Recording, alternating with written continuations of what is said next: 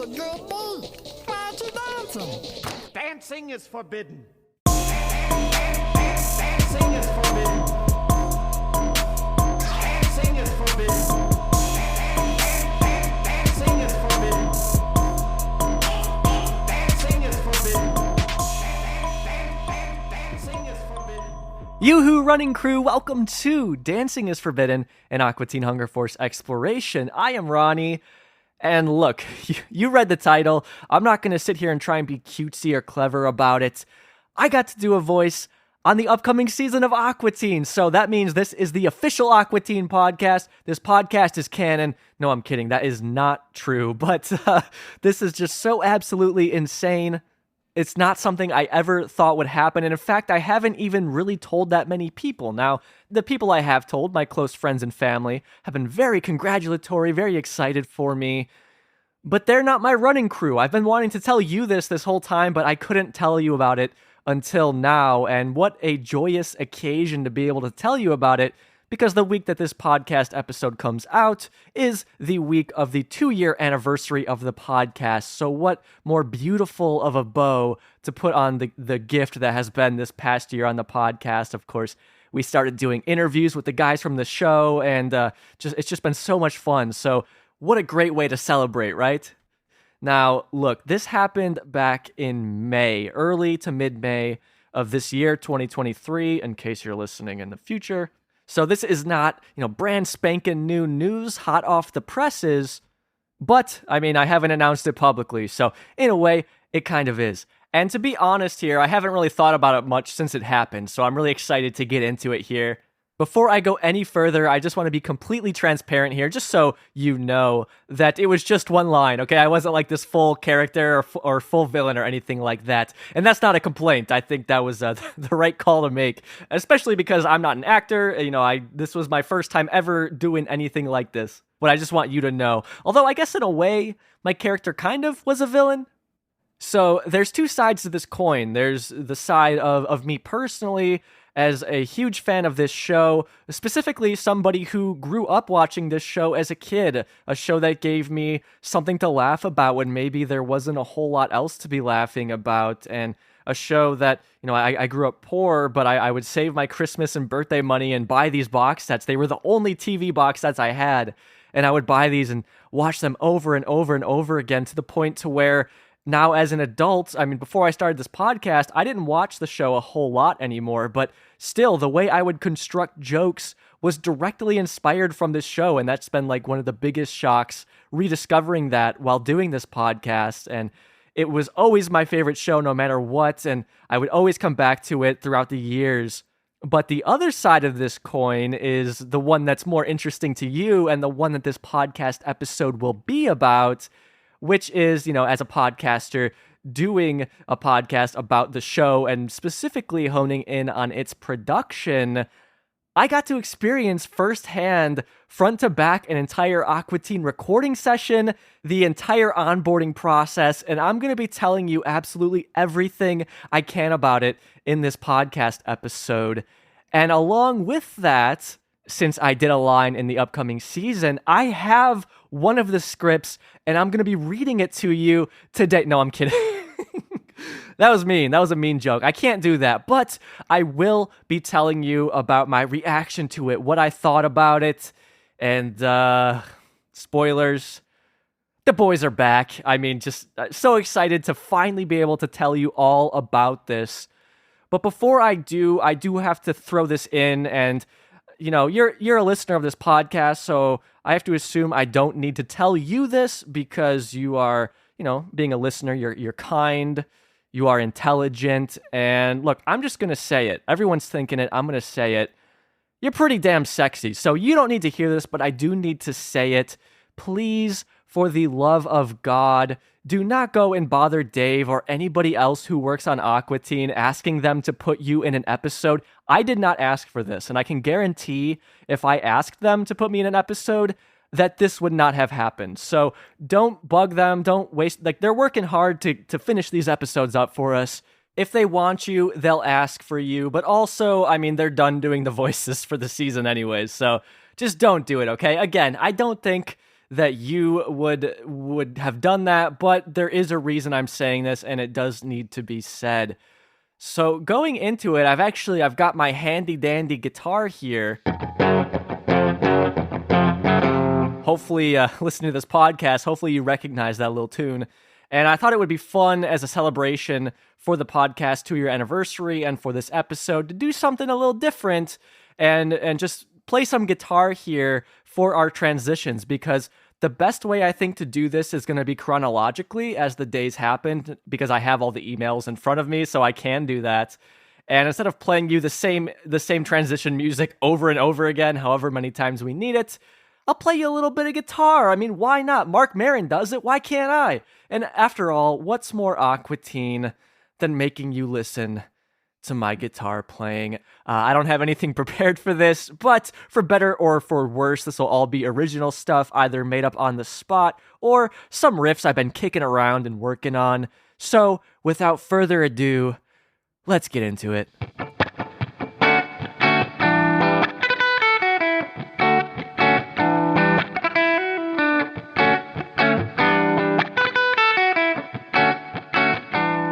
All right, there's a prologue to this story, okay? And there's a reason I'm telling you this. I'm not just trying to waste your time, so listen up, okay?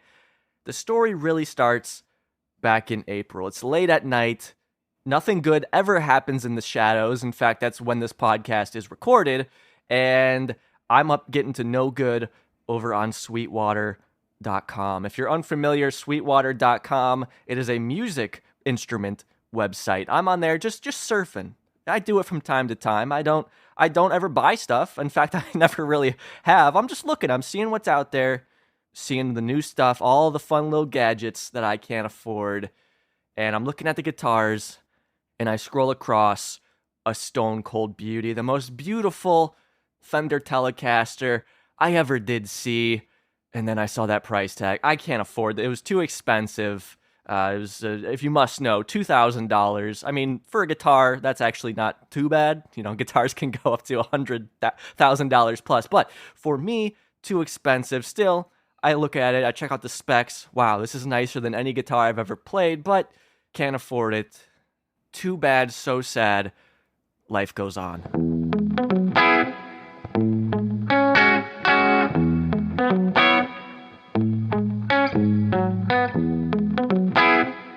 It's the morning of Thursday, May 4th, 2023. I'm in bed looking at that guitar on my phone. Wow, what a beautiful guitar, I whisper to myself. No, okay, I didn't actually whisper, that's a lie. But I'm looking at the guitar.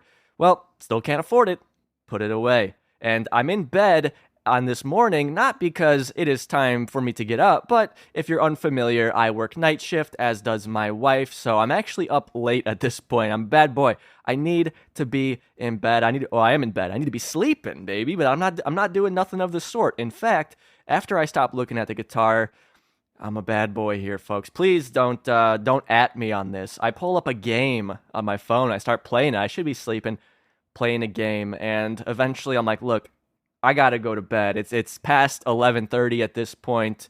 Gotta be an adult here. But then, 11:37 a.m., an email rolls in. And of course, my instinct is, oh, it's spam. I mean, what the hell else is it gonna be? It's probably some penis enlargement pill wasting my time. I'm already an Aqua Teen fan. I've got one of the biggest dongers on earth because of it. This transaction helps none of us here. But, you know, as you might do when you get an email, I look at what the notification says. And I see it says Adult Swim offer, Aqua Teen Hunger Force. And it's sent to me by somebody from Warner. Now, as I was, the split second of reading it, you start to process it. And I'm not even lying. My initial reaction was, oh, well, here's that cease and desist letter that I've always been expecting getting for the podcast. I mean, yeah, makes sense. David Zaslav, he doesn't like the army of thoughtful, intelligent, sexy Aqua Teen fans that I've amassed here. He's shutting us down. But again, that was my split-second reaction. As I was reading it, I realized, maybe there's more to this. Better read the email. So I open her up, and without reading it verbatim here, it's basically saying, hello, I'm a production supervisor at Adult Swim. We're working on the new season of Aqua Teen Hunger Force. We're wondering if you'd be interested in voicing a character in the new season. They go on to describe the character a little bit. They tell me, basically his name, and that he has about one line that he will be delivering to one of the Aqua Teens. I'm not going to tell you who it is. We're going to keep that mystery, but this character is going to be talking to one of the Aqua Teens. Would you like to do it? And also, we'll pay you for it. So then it says, please let us know if you have any questions. We're here for you. Now, as I told you at the beginning, I grew up on Matt and Dave's writing, so my initial reaction to seeing the number amount that they were paying me, which was more than I have ever made in a day's work in my life, let alone for what would be very little work for this episode, my reaction was, normally I would charge twice as much for this kind of thing. That was my first reaction, was, to be a smartass. My second reaction was, holy shit, this is going to be an awesome podcast episode. And I want to be clear, I'm not making this up. Those were my first two reactions. And then, as I start to process it, the way that things kind of hit me like this is, first I process it logically. Like, all right, yeah, that makes sense that they might ask me. I mean, I've spoken with Matt and Dave, and I know that they use people, on their show who aren't traditional voice actors. So, yeah, cool. And then all the emotional aspect comes in, and it just hits me like a wave where, how much this means, to me as a fan of the show, as a podcaster who podcasts about this show, and, to be able to be a part of this show's comeback. It's the mini season finally coming back after being off the air all these years, and all of this just hits me. I mean, I can't even describe it. And one of my thoughts was like, oh, should I go and just start recording and talking on mic? Maybe would this be interesting later? I decided not to. Surely that would have been a nice kind of, diary of the time, but I don't think it would have been interesting because it would have been more rambly than even this episode is. So I don't think anybody needed that. But that's what's going on the inside. On the outside, I think I just start really just fidgeting around in bed. And I should mention, my wife is next to me sleeping, and unsurprisingly, I wake her up because I'm just fucking moving around the whole time. Like, oh my God, what the hell? And I kind of wake her up, and all I can say is, I'm going to be in an episode of Aqua Teen. And she's like, oh, that's cool, but I have to, go back to sleep. I mean, nothing against her. I totally understand because she had, she was sleeping and she needed to keep sleeping. So I get it. But what I decide to do then is get out of bed and go out into the living room. And I respond to the email saying, yes, absolutely. I'd love to be involved. Let me know what you need me to do. So I responded, it's showing about 20 minutes later. So, that entire 20 minutes, I'm just kind of freaking out at this news. So they respond incredibly quickly, basically with a link to their onboarding process, which involves paperwork. And now I'm thinking, oh, Jesus Christ, paperwork? How badly do I want to do this? But all right, for Aqua Teen, I'll do a bunch of paperwork, but I don't open any of it. I don't look at it because, again, I'm supposed to be asleep at this point. Luckily, thank God, I did not have work that night, so it wasn't the end of the world that I was still up. And at this point, I mean, I probably fell asleep hours later. I know it took quite a while to fall asleep. And here is coming in with kind of my, a complaint to working night shift. And look, it's because I work night shift I can do this podcast. There's definitely pros to it as there are cons, but it was a bummer because I couldn't fully celebrate in this moment. I did not tell my friends at this point because I knew this would just excite me more and keep me up more.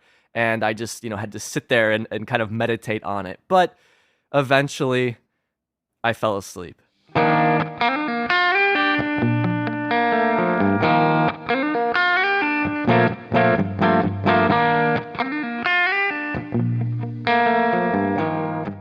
So at some point before falling asleep, I had sent my wife screenshots of the emails and everything like that, just so she'd be clued in, because I knew for a fact I'd be waking up well after her because of how late I was up because of this. So that way she'd be filled in. So I wake up to her. I think she was actually standing right next to me, just wanting to talk about this. So she fills me in. She's like, all right, I looked up these email addresses. They seem legit, but I think that you should maybe reach out to somebody and see if this is real, which I'm like, yeah, good point, because of course, this seems too good to be true. There was still that little bit of doubt in my head. Now, without getting into boring details, I have talked with people from Warner before because of the podcast, and so this looked legit to me. The footers seemed the same. It seemed like it was real, but there is the possibility that somebody was just messing with me here, which is, totally in the realm of what I would expect to have been happening. But, to me, it seemed like everything did seem legitimate because it was like, all right, look, we're asking you for one line, not, hey, Meatwad's gonna have a brother and you're gonna be him or something like that. Like, that would have been, like, ridiculous. But this seemed like in the realm of possibility. But, I always kind of thought, oh, well, I figured if I ever would have gotten to do an episode of Aqua Teen that maybe Dave would have asked me or something. Of course, that's not how it works because this is a company. Dave can't just go and reach out to people like that. But I emailed Dave just asking, hey, like, I got this email. I just want to check with you and make sure that this is legit. And he responds incredibly quickly, like, yep, like it's one line. You'll do great. So I'm like, all right, Hannah, this is it's the real deal. This is happening. So, of course, that was kind of a wait because I had looked at the documents. There were 4 documents, which I will briefly describe to you. But I think about 2 of them were asking for my social security number. So it's like, yeah, I should reach out to Dave here and make sure that somebody's not, trying to pull one on me. But before I go and fill out those documents, of course, I tell my friends, they're like, what? That's crazy. Like, they're so excited for me.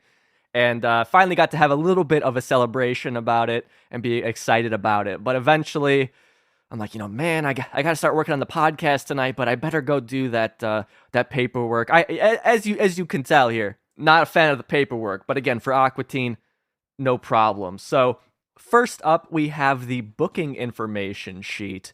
And I want to, first of all, clarify, basically all 4 of these documents were asking for more or less the same information.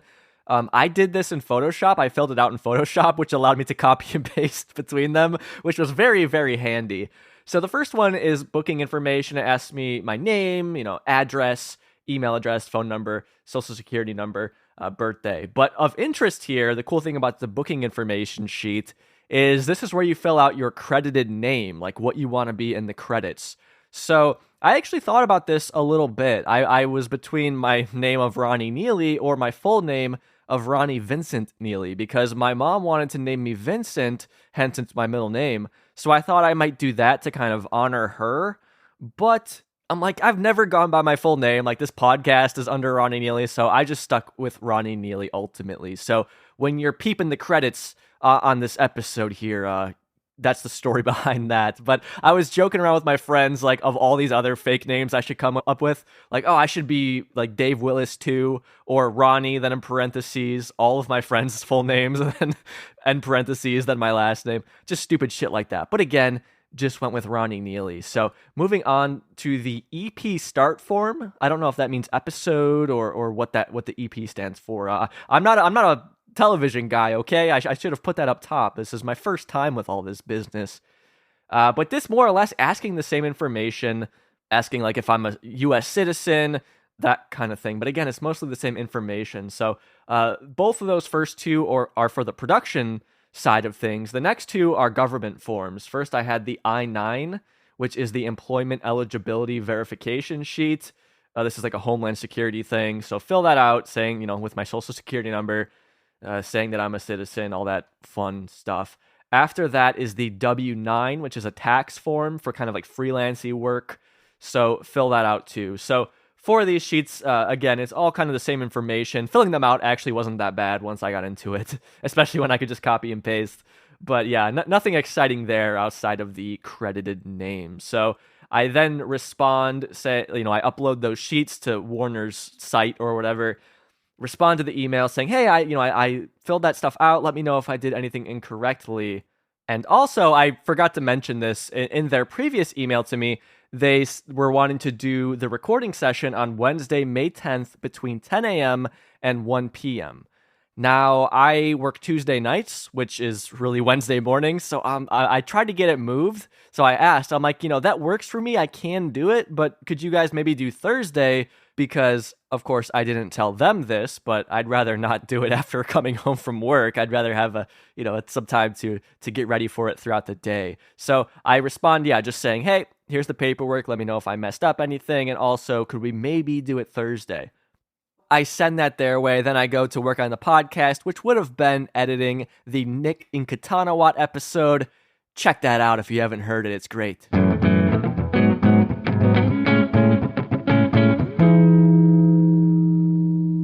I I woke up on May 5th with an email ready in the inbox saying, hey, yeah, we got your paperwork. Everything looks good. They then go on to say, I know you have a podcast, but I'm checking in on your equipment. Would you like us to book a studio for you? We could totally do that. Also, I'll check with the guys and see if Thursday works.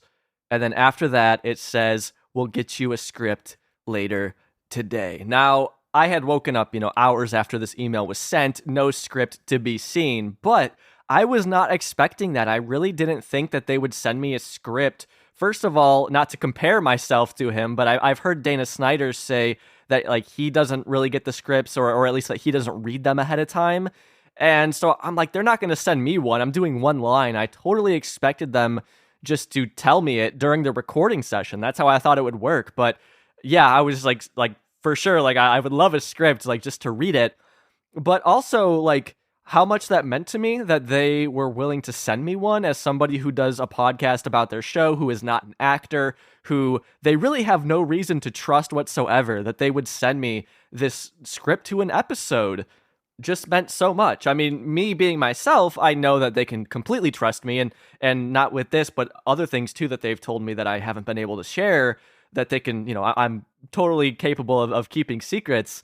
But from their perspective, I wouldn't blame them if they didn't want to send me this kind of stuff, because I'd be like, whoa, he's just going to talk about it on his podcast. But it just means the world to me that they trust me with that kind of stuff. But then back to the whole studio aspect, that where they could book me a studio, that did sound very tempting. I'm like, oh, shoot, man. Like, there is a studio in town where they record local bands. It'd be awesome to go there and get to meet the people who run it and get to experience that. But, for one line, I'm like, I just didn't want to spend AQUA Teen's money on that. They're already overpaying me to do this. I thought if I ever would have done it, I would have expected it to not get paid for it. But they were already overpaying me. Giving me $1 would have been overpaying me. And so I straight up was like, that'd be cool, but I'm not going to take their money for my networking purposes. So I told them, a studio is not necessary. If I was doing a character, I would have preferred that. But for one line, I'm like, I can figure it out on my end. So I'm like, look, we could do it just from my house. That's totally fine. So I hit them with my gear and kind of like my recording setup. And then I also ask if they want 44.1 or 48 kilohertz recording quality. I know, it's so exciting. You must be freaking out hearing that. Whoa, that's so awesome that you asked that. But hey, if you're into that kind of stuff, you might be interested that I did ask that, because I know animation typically uses, or at least television or visual video, uses 48 kilohertz. So I thought it was worth asking. So I fire that out. And then in the meantime here, I'm just being insufferable, having some fun with it. If my wife asks me to take the garbage out, I'm like, ooh, I don't know if that's something a big time voice actor would do. Or I'd say, I don't think that my character would do something like that. So, full disclosure, I would still take the trash out, but gotta live a little, right?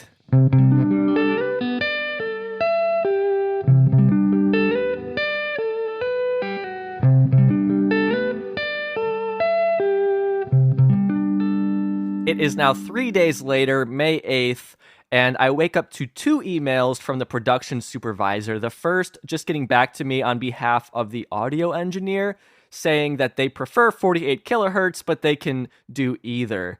And this message wasn't directly from the audio engineer, and I wish it was, because I'm wondering if it was like Michael Kohler or somebody else who I know who works on the show. Well, I don't know them, I've never spoken with them, but I know who they are. But I'm not sure who that production engineer or that audio engineer was. But hey, maybe it was Michael. Who knows?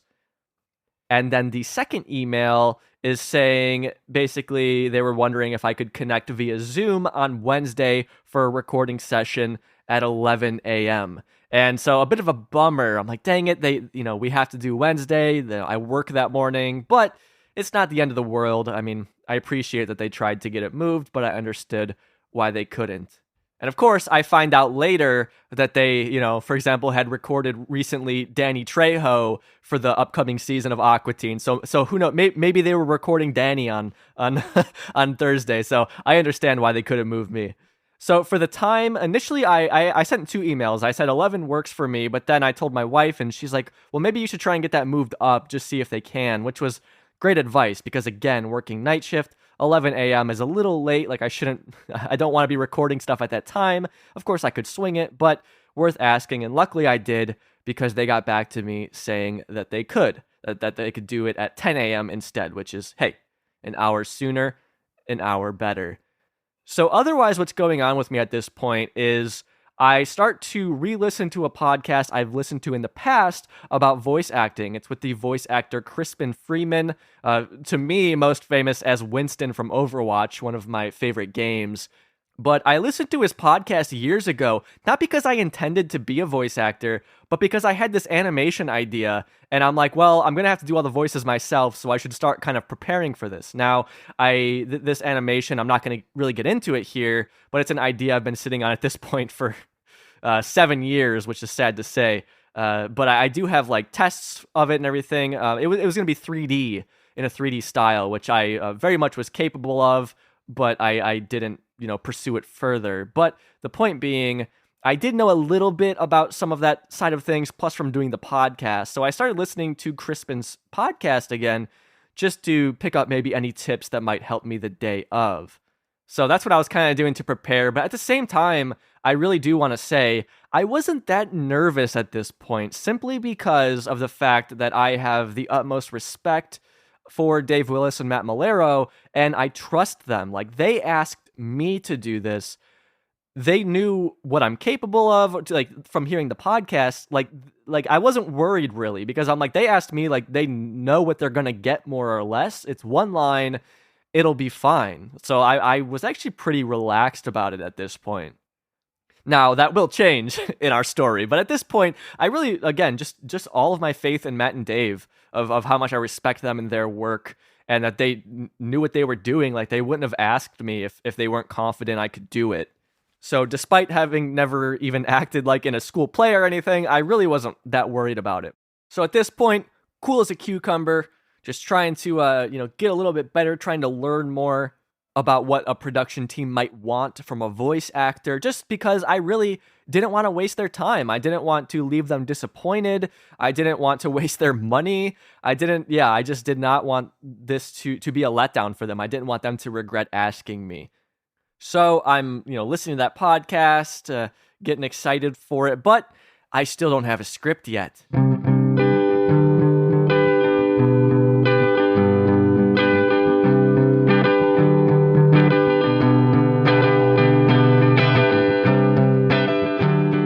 It's May 9th. I wake up to a beautiful email, this time not from the production supervisor, but from a production assistant, and it's the script. So I bust that script open, and let me tell you, because I'm looking at it now, and I have not looked at it since then, and I'm being genuine. I have not seen it since the recording session, and the very first line makes me laugh, and it still does. It still cracks me up.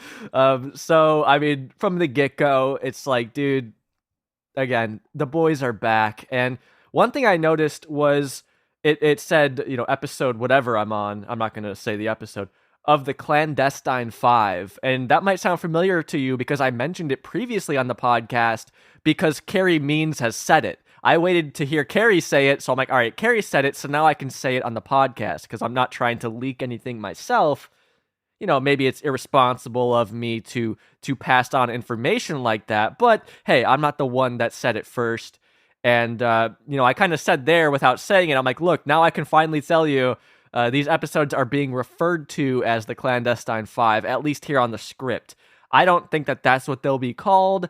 I don't think that, we'll ever see that written anywhere. Maybe we will, I don't know. But to be clear, I'm not saying with AQUA Teen they changed the name of the show at a certain point. I don't think the show will be called the Clandestine 5, but that's what they are referring to these episodes as. But I'm not going to give you any sort of detail on the script, but it's so fucking good. I just loved it. It's new. It's something that I don't really know that they've done, but also it just feels so much like AQUA Teen. And it's just so exciting. And the thing is this script is so funny, and I was sitting there cracking up reading it. But, I mean, you listen to this podcast, you know that the script is just the first part, and from there it gets better and better. There's many episodes where I've gone over with you the differences between the script and the final episode. So I know, once Dana gets a hold of this thing, once, Dave riffs on it and just everything, once just the voices get done, it'll be even funnier than the script because of the improvisational nature of the show and the room and allowance for playing around with these scripts, that it'll be even better. Then once the animation is in, like, I'm really looking forward to this one. I can't wait to see it all come together because it is so freaking funny. And it's funny because I scroll down, I'm waiting for because I knew my character, what he was called, and then I see, my one little line highlighted for me on the thing. Yeah, just so silly. And my reaction to seeing my line was like, really? They're bringing me in to do this? Like, Dave's not just knocking this out in 10 seconds. Like, to me, I'm like, wow, they're really being nice here by bringing me in for this.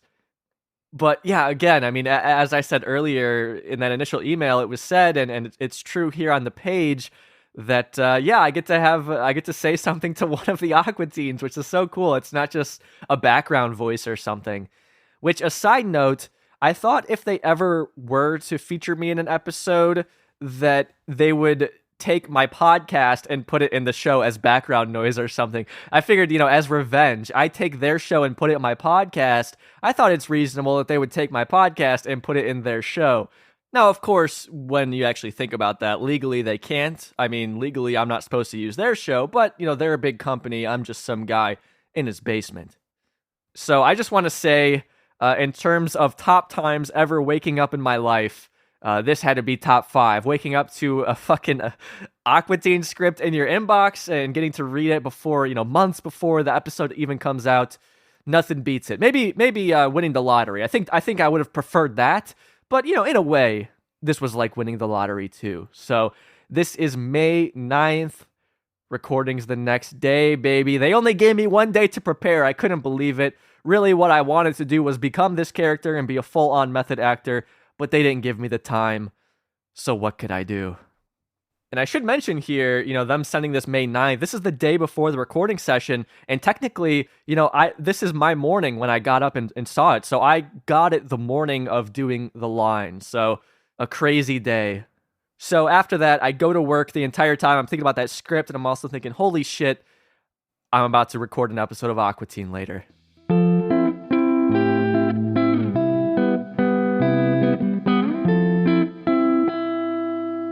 It's now the morning of May 10th. I get home from work at 5:30, and I continue to work on soundproofing my basement. And what I did is I hung blankets, I hung towels. I actually put up. I have this big green screen thing, and I put that up. But I hung a big thick towel from it, just trying to dampen my room as much as possible and just remove any amount of reverb that I possibly can. When I bought my house, we got some extra sheets of carpet and things like that, so I'm putting that up and just everything I can, and it actually worked. It was cool. I had this little chamber built around my computer, and I'm like, dang, I wish I could keep this up all the time, but it was so impractical. I had to literally crawl underneath to get into my computer area, and yeah, but it did work, and I was feeling good about that. But I was a little worried because this being early May, that I live in an HOA, and I'm not saying that proudly. I wish that wasn't the case. I would love to, for example, fence in my yard, which I'm not allowed to. But they handle the lawn work, like mowing the grass, and I was so afraid that they would pick that day to mow. So I was a little nervous about that, and also just, nervous to do the line, but also just to get on with Matt and Dave. I hadn't spoken with either of them, at least in that kind of voice way. I've emailed with them, but I haven't actually spoken to them since I had them on the podcast 5 months previous, back in 2022. So I was a little nervous to kind of see them again, but also excited, of course, and just to see how this whole thing went. Now, there's something I have neglected to tell you, and that was, up until this point, I was kind of considering, should I film this? Should I ask permission to record this session so that I can show listeners of the podcast an entire AQUA Teen recording session so they could see it themselves? And I kind of went back and forth on this, but I was always kind of leaning towards no, mainly because, first of all, I didn't think I actually was allowed to. Technically, Warner was owning everything that came from that session, and for me to put all of that out there, I don't think would have been okay, and they wouldn't have wanted that. Also, I don't know that, Matt and Dave would have wanted that, and I just felt bad asking because they were already giving me so much. But ultimately, I decided not to for two reasons. First of all, from a production point on my end, it would just have given me more work in terms of, oh, now I'm not just doing a voice line, I'm also doing this whole, production aspect, this whole video aspect that people will see later. But secondly, and kind of tying into that, it would have put so much more pressure on me when I was already, it was a lot of pressure to begin with doing a voice line on my favorite show. I'm not an actor, so I'm thinking, oh, well, what if it goes poorly? Then that's just going to make me tank even harder, knowing, oh shit, I'm recording this. People might see this later. So I decided just to keep it as simple as possible and not do that, which, it stinks, but I still stand by that decision. But also, I don't think that I would have been able to anyways. So again, I put finishing touches on the soundproofing, and I just get as ready as I ever could be. And at this point, I had been sent the day before the Zoom link I would need. And, time's creeping up. It's almost time. Oh, it's 9:55. Better get in there.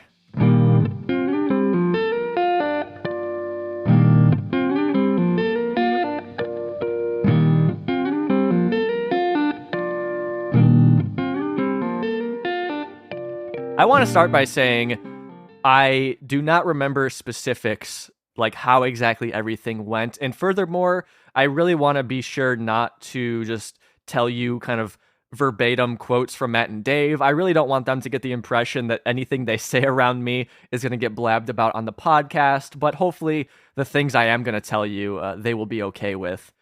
The first thing that happened is I hopped on and we had Mr. Matt Malero and Mr. Matt Foster. But both of those guys are in there, and I feel bad like I've infringed on the meeting of the Matts, and here I am, a Ronnie, sticking out like a sore thumb, but talk with them a little bit, and then Dave quickly connects not that long after, so, talk with Dave a little bit, and just, say hi to the guys. They ask, oh, how's it going? How are you? And here's the thing, and something I didn't mention. A few months previous, I was invited on to one of my favorite podcasts of all time, Roach Coach, and got to do an episode with them. It's a music podcast, and we talked about one of my favorite bands, and it was so fun. And that episode came out that morning, which was actually really nice because it gave me something to listen to and take my mind off of just, holy shit, I'm going to be doing an Aqua Teen voice line later. So I wanted to tell Matt and Dave that. They're like, oh, I'm doing great because, not only did I get to go on my favorite podcast ever, and that came out today, but I'm also about to record for my favorite TV show. That's what I wanted to say, but in the moment, I was too nervous, and I said just something like, good, or, whatever, something like that. I just couldn't bring myself to say it. I did make sure to tell them, however, how much I loved the script and how great I thought it was. It was, I told them, look, we've had the Aquadonks, but that was a short, 3-minute thing. We had Plantasm, but that was a film. And this, it's just so great to have the guys back, exactly how we remembered them. And I just made sure I wanted to tell them that because it's truly how I felt.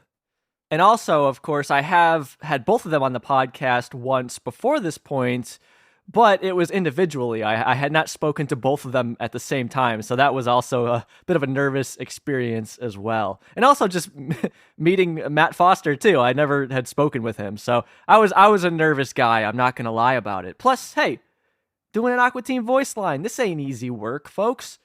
So from there, Dave gives me the rundown. He says, all right, so we're going to have you do it 3 times, and then we'll kind of give you feedback after that. Would you like me to read the line to you first, the previous line that I would be responding to? And I'm like, no, that's all right. That's not necessary, which is true. I don't feel like I needed it, but now as an Aqua Teen fan, I'm kind of kicking myself for turning down the opportunity for Dave Willis to read something to me. But whatever, what's done is done. But I asked, I'm like, look, this line, I would say it a little bit different. Can I say this word in front of it? And they're like, oh yeah, that's totally fine. which of course, me as somebody who does a podcast on their show, I knew that, and I felt maybe dumb asking in retrospect, because obviously they're okay with that, but they were okay with it, so that was cool being able to put my little twist on it, I guess. So I read the line 3 times, and, doing it a little bit differently each time because I want to give them editing options later. But I was under the impression that they weren't really liking it. Now, I have no reason to actually have thought that. That's probably just my own low self-confidence.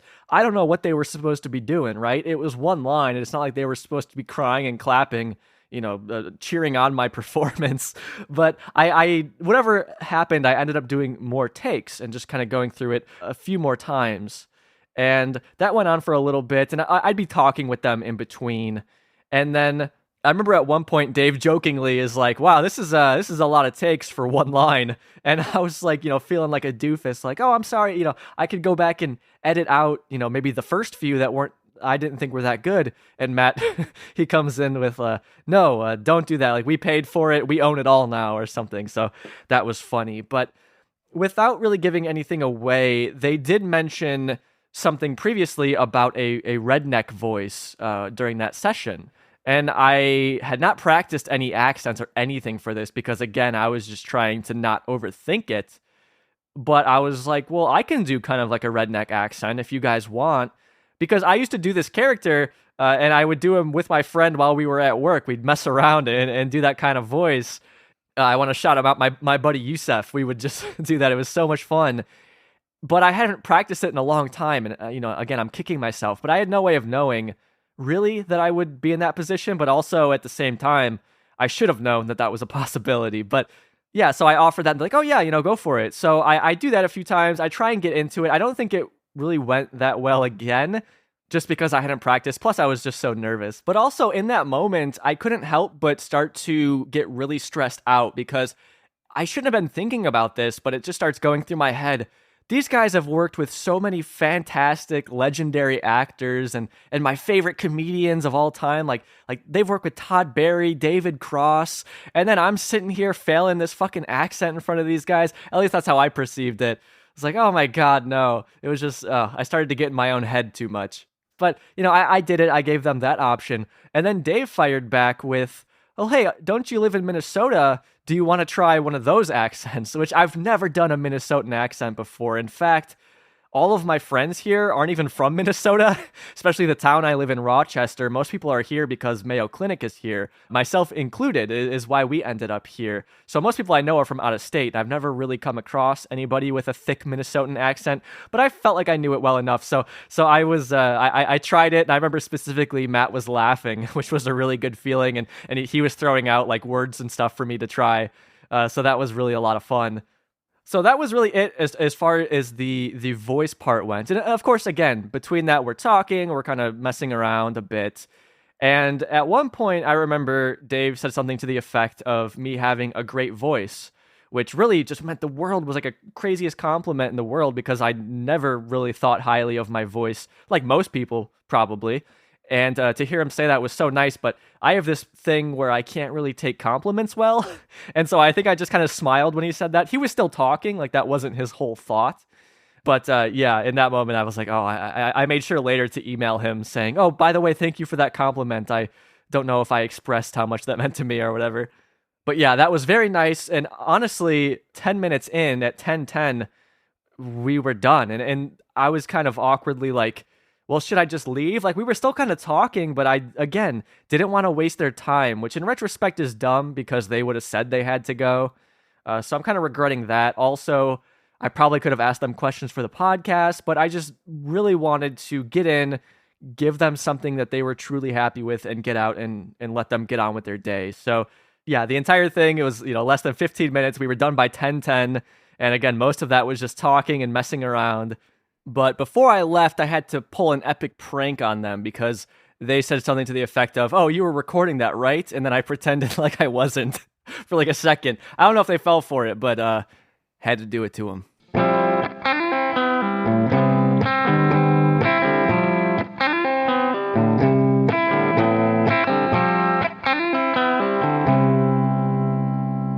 after we immediately got off the call, I first told my wife, hey, I'm done. And then I talked to her about it.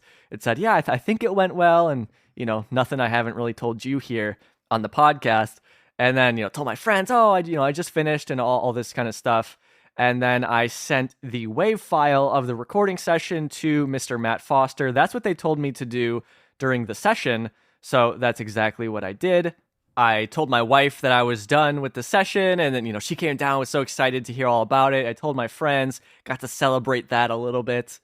I also sent thank you emails to Matt and Dave. The one for Matt, I was just, thank you so much. And then also, since he's a guitar guy, I'm like, hey, I've been looking at this guitar that I never would have been able to afford, but now because of you guys, maybe it's actually a possibility for me to get this thing. So thank you so much. And then I also said how I was looking forward to Postocalypse coming out later that month because, again, this is almost 2 weeks before that film came out. So this was before Matt came back on the podcast, which I will get to because that does tie into this story.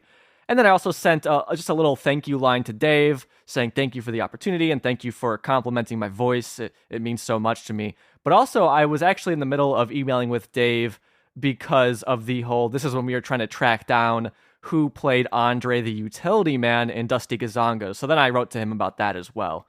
So I sent that to those guys. I started disassembling the cocoon, aka fire hazard, that I had built around my computer for the recording session, and then I went to bed.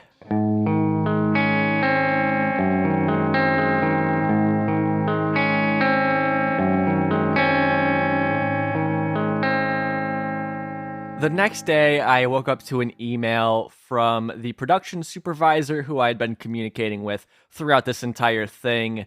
And they said, hey, Ronnie, heard everything went really well yesterday. Which, that was nice, because, I still didn't know. I was like, are they regretting maybe asking me to do this? I just had no idea, of course.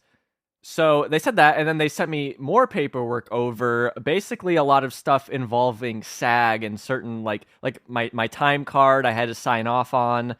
And I was technically booked for the full hour. So what I got paid was for the full hour. Of course, it took 10 minutes.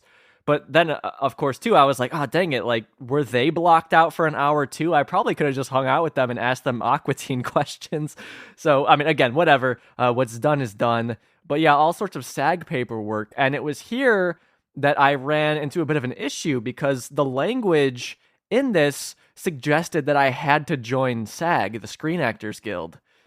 And joining SAG costs money. It costs more money than they paid me. So I'm like, what? Am I going to have to, spend thousands of dollars now to join SAG to be able to be in this episode? So I responded asking about that because, that would have been crazy.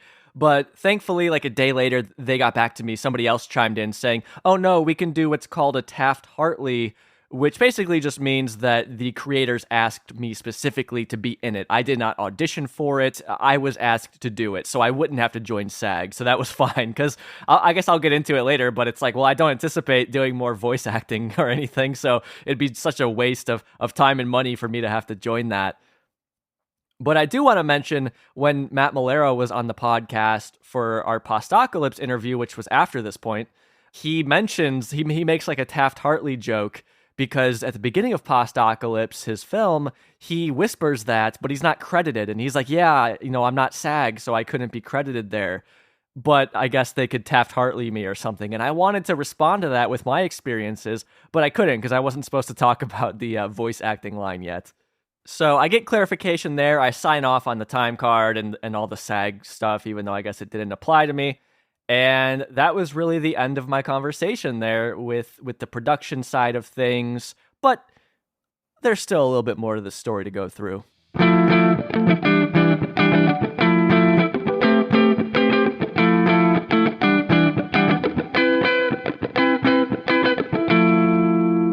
So I want to talk a little bit about Matt Malero. So I sent him that email, that thank you email, and I'm like, oh yeah, I've kind of been looking at this guitar, and you guys are, helping me, maybe afford it one day. And he responded 2 days later saying, what guitar did you buy? With exclamation, question mark, exclamation. So I sent it to him, I haven't bought it yet, but, I'm really looking at it, and you guys helped make this possible that I could even look at it in a serious way. And then he didn't respond, which was fine. I didn't expect him to. But when he came on the podcast for our Postocalypse conversation, I brought that up right away. I'm like, Matt, I couldn't help but notice you didn't respond to my guitar I sent you. You don't like Telecasters? And then we went on talking about it a bit. And that's why it was brought up, the whole thing about him opening, not really opening, but, playing at the Download Festival before AC/DC went on. That's how that came up. And we talked about it throughout the interview a bit. And of course, I had to cut all that. I couldn't play it because I wasn't supposed to talk about this yet. But while Matt and I were talking, he mentioned at one point, yeah, you're in the episode. It sounds good. I saw it the other day. And I expressed to him, I'm like, oh, that's so great to hear, because in my mind, you guys would ask me to do it. You'd pay me to do it. You'd record me, but you wouldn't actually use it. And that's really how I felt. I was like, well, they're not going to use anything I did. Like, they were just being nice and humoring me here. But he's like, no, man, it's in there. And yeah, we're happy with it and everything like that, which was so nice. And then unrelated, I had to email Dave when that whole thing with IMDb was happening, when there was a show that was falsely credited to them that obviously ended up not being real. I was asking Dave, is this real? And when he was responding to me, he said, P.S., you're great in the episode. So that was like so nice as well. That was after Matt telling me that it was in, but just hearing from both of these guys that they liked it and they were happy with it is, it's nice for me on a personal level, of course. It's always nice to hear that somebody liked what you did, but also it just, my worry was that they wouldn't be happy with it. And I'm thinking about the production of Aqua Teen here. Like, that's where my mind is. So I'm just like, oh, good. I'm glad I didn't waste their time and that they're happy with it.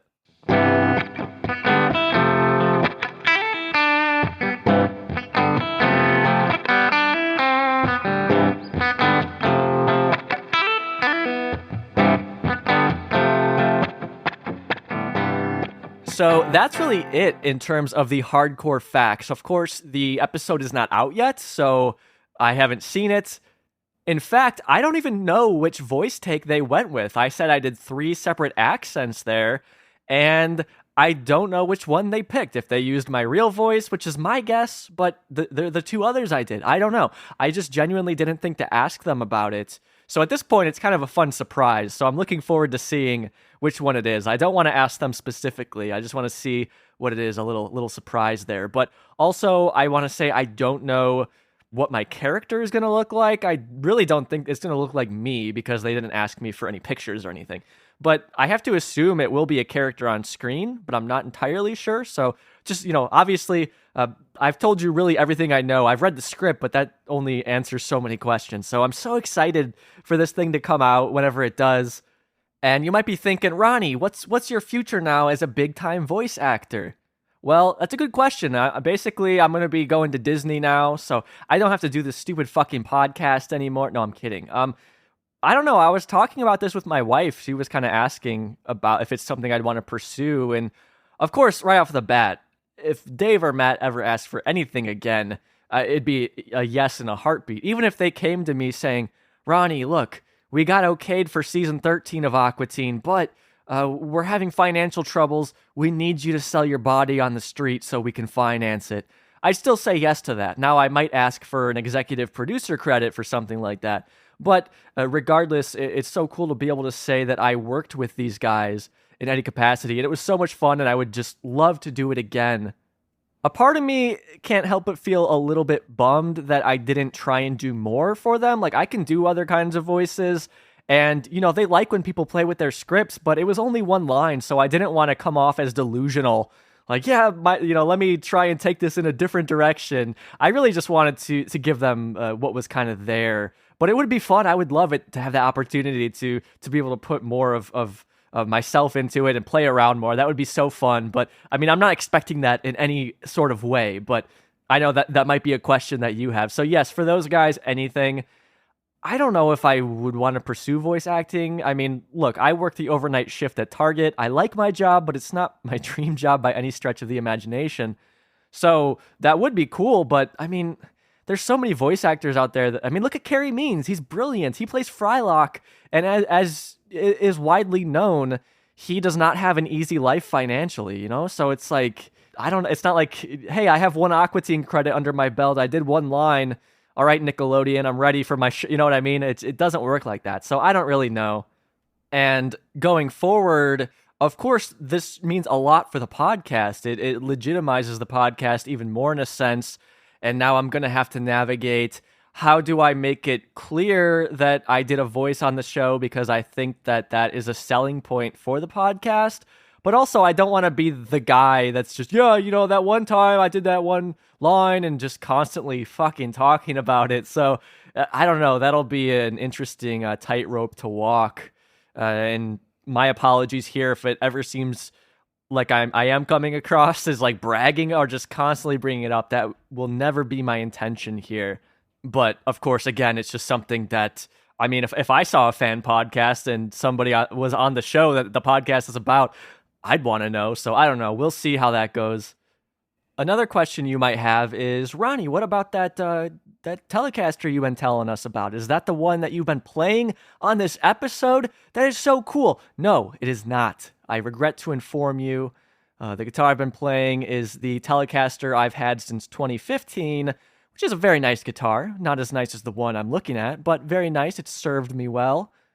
And the reason for that being, I haven't gotten paid for this yet, 2 months out, and my understanding is it takes a long time to get paid from these things, so that's why I'm not sweating it.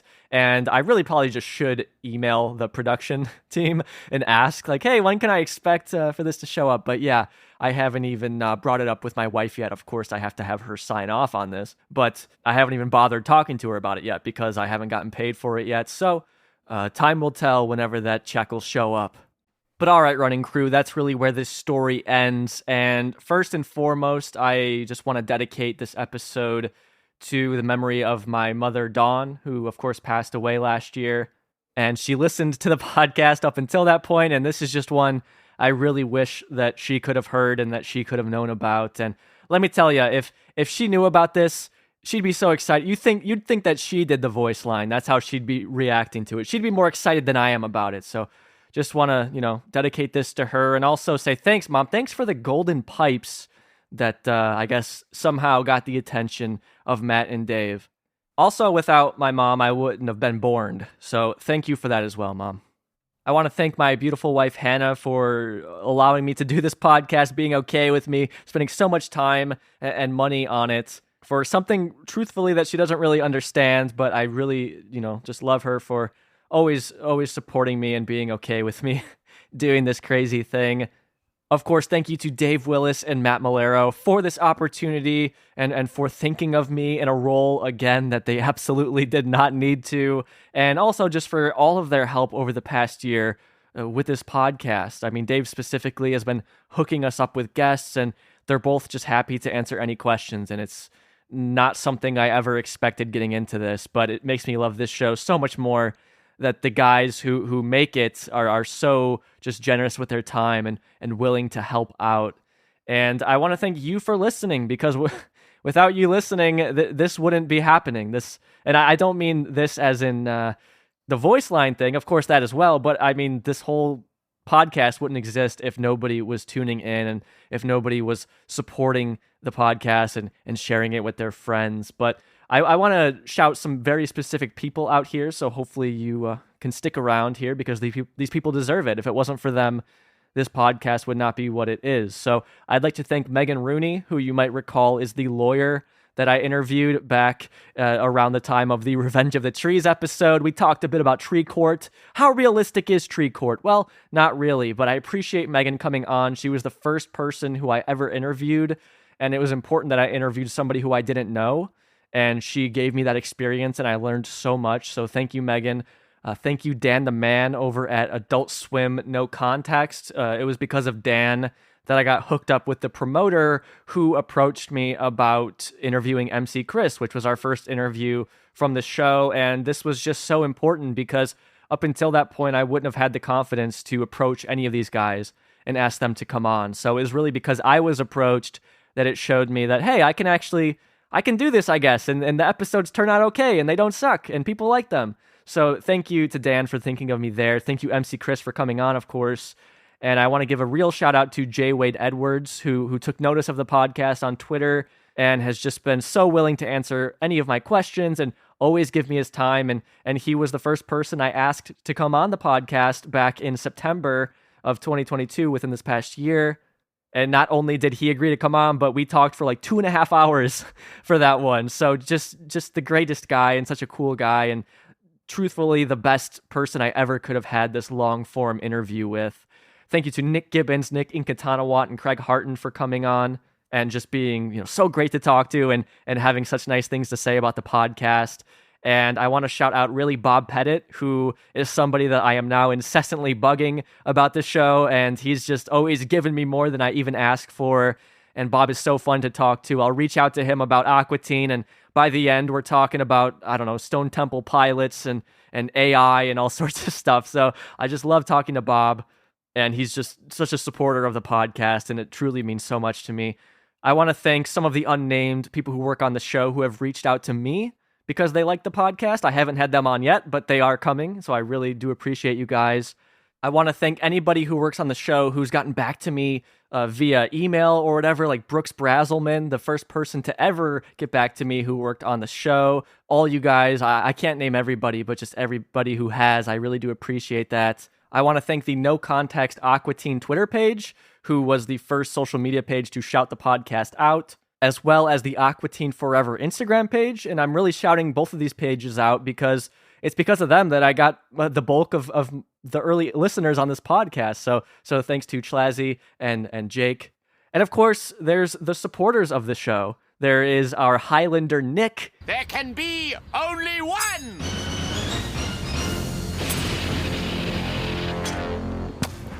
I only had one line on the upcoming season, and there's only one Nick. I would like to thank our number one in the Hood G tier supporters, Sean, Ian, Captain Buford, Robinson, Jason, Carl, Leshe Raton 69, Empower 706, and SwimWiki. You guys can ask me to do a voice on any of your projects any day of the week. And I'd like to do something a little different here that I don't normally do and just shout out all of our Duffel Bag of Cash $5 tier patrons. Our active ones, of course. Thank you to every patron, just past and present. And I know, you see people making stuff online all the time that have support, and you probably support some of them, and they say thanks, and you're just like, yeah, that's just how it goes. But, I'm just one person doing this whole thing, and these people, all of them, every single patron here really are the reason that this show can still go, the reason that I can continue to afford to make this podcast. Like, genuinely, without these guys, especially in the very beginning, when it was very hard making this, before there was really any sort of audience, it was because of these people that this podcast is still around, and they show me that what I'm doing is worth continuing to do. Really, it's because of them, really, that this is still going. So I really do want to shout out my buddy Calvin, Tess Ersbet, Hannah, Sam Hain, Joe S, JD, do what now? Campbell R, TC, Rob C, Oracle, Rosemary, James P, Anthony H, Wolfgang W, Daniel P, Eric B, Mike D, Hyperboreal, and Kyle B. And again, all other patrons, past and present, you guys truly, truly make a difference. This isn't a podcast with 10 million downloads and 1 million supporters. It's really not. Like, every single person here really makes a difference.